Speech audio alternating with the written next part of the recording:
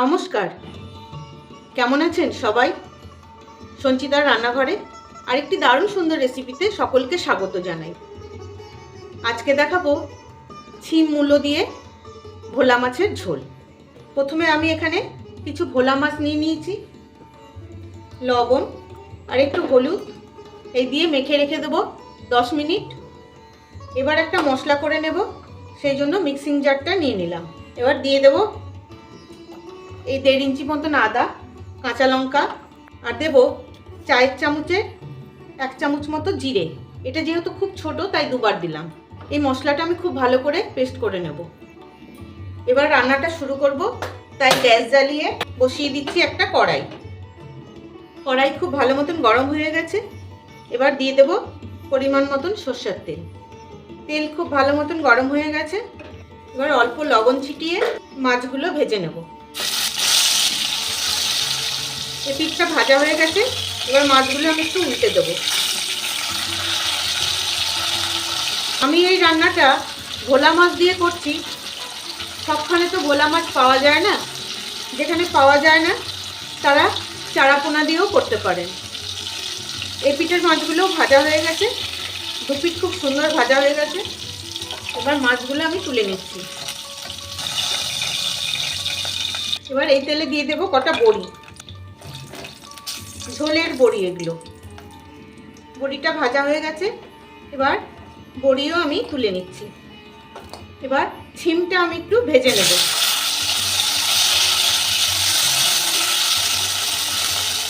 ছিমটা ভাজা হয়ে গেছে, এবার ছিমটাও আমি তুলে নিচ্ছি।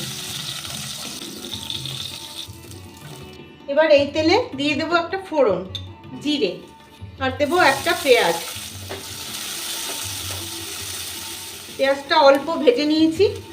এবার দিয়ে দেব আলু আর মূলোটা, এটাও পেঁয়াজের সাথে ভেজে নেব। ঢাকা দিয়ে আলু মূলো ভেজে নিয়েছি, পেঁয়াজও ভাজা ভাজা হয়ে গেছে। এবার দিয়ে দেবো একটা গোটা টমেটো আর অল্প লবণ ছিটিয়ে দেবো, তাহলে তাড়াতাড়ি টমেটোটা গলে যাবে। টমেটোটা গলে এসছে, যে কি সুন্দর তেলের সাথে ভাজা ভাজা হয়ে গেছে। দিয়ে দেবো এই জিরে, লঙ্কা আর আদা বাটাটা। মিক্সি ধুয়ে জলটাও দিয়ে দিলাম। আর দিয়ে দেবো হলুদ, অল্প অল্প করে 2-3 বার লবণ দিয়েছি তাই অল্প একটু লবণ দিলাম। দিচ্ছি অল্প কাশ্মীরি লঙ্কার গুঁড়ো। এবার খুব ভালো করে আমি কষিয়ে নেব। মশলা খুব ভালো মতন কষে এসছে। এবার দিয়ে দেবো এই 2-4 দানা চিনি।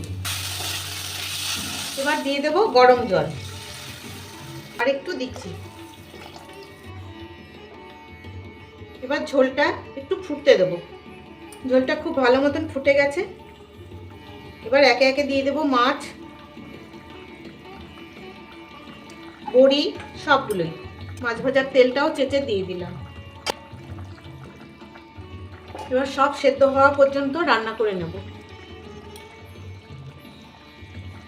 মিনিট 5 ফুটিয়ে নিয়েছি, সব সেদ্ধ হয়ে গেছে। এই যে মূলো, এই যে আলু সেদ্ধ হয়ে গেছে। এবার দিয়ে দেবো অল্প একটু গরম মশলা, আর দেবো একটু ভাজা জিরের গুঁড়ো।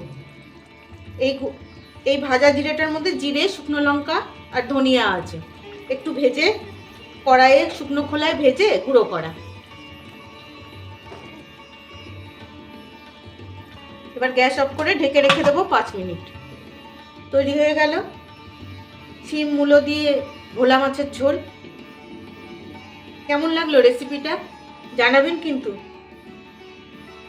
ভালো লাগলে কিন্তু অবশ্যই জানাবেন।